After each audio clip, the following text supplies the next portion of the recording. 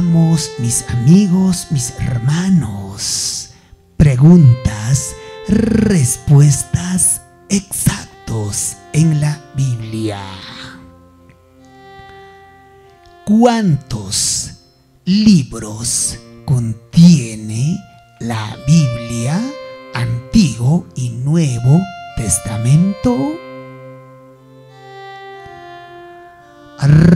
Respuesta correcta, mis amigos.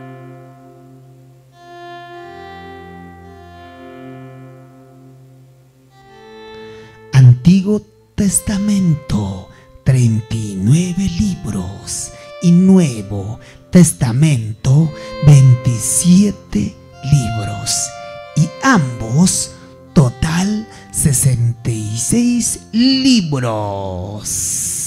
Vamos, mis amigos.